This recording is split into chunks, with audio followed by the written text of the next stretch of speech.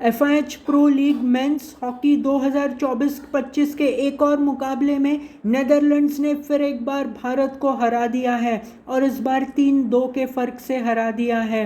पहले क्वार्टर में भारत ने बॉल पोजीशन रखने की पूरी कोशिश की और 6वें मिनट में अभिषेक ने एक ऐसा शॉट मारा जो गोल होते होते बच गया, लेकिन इसके बाद नेदरलैंड्स ने आक्रमण किया, भारत ने प्रति आक्रमण किया और पहले क्वार्टर में कोई गोल नहीं हो पाया और 0-0 की बराबरी रही।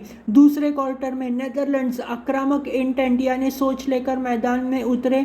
दो लगभग गोल होने वाले थे, क्लोज चांस थे, लेकिन वो गोल नहीं कर पाए। लेकिन भारत को पहला पेनल्टी कॉर्नर मिला और हरमनप्रीत सिंह गोल नहीं कर पाए, लेकिन 20वें मिनट में शीलानंद लाकरा के पास पर अभिषेक ने भारत का पहला गोल कर दिया। लेकिन 24वें मिनट में डच खिलाड़ी थियरी ब्रिंकमन ने थीज वैन डैम को पास दिया और डैम ने नेदरलैंड्स का पहला गोल कर दिया और 1-1 की बराबरी हुई। और फिर दूसरे क्वार्टर में कोई गोल नहीं हो पाया और 1-1 की बराबरी रही हाफ टाइम में भी। इसके बाद तीसरे क्वार्टर में नेदरलैंड्स फिर एक बार आक्रामक सोच लेकर मैदान में उतरा और यहाँ पर उनका फायदा हुआ।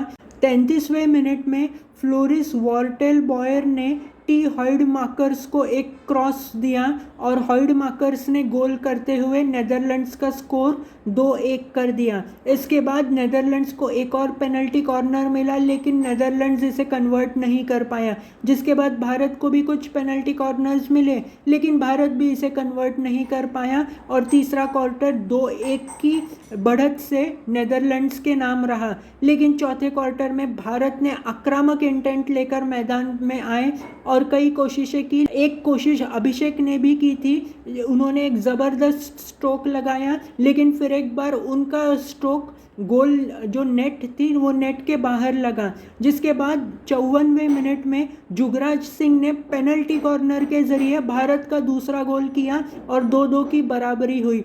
कुछ पल बाद एक तीसरा मौका भी आया था 3-2 करने का, लेकिन भारत के खिलाड़ी ललित कुमार उपाध्याय, उनके सामने डच गोलकीपर थे मॉरित्स विसर, तो स्कूप के ज़रिए गोल करने की कोशिश की और वो नाकाम रही। जिसके बाद नेदरलैंड्स को 57वें मिनट में पेनल्टी कॉर्नर मिला और उनके खिलाड़ी जिप जैनसन ने गोल कर दिया और नेदरलैंड्स ने ये मुकाबला 3-2 से जीत लिया। अब भारत का अगला मुकाबला अर्जेंटीना के खिलाफ होगा। ऐसी और न्यूज़ और अपडेट्स के लिए लाइक और शेयर करें।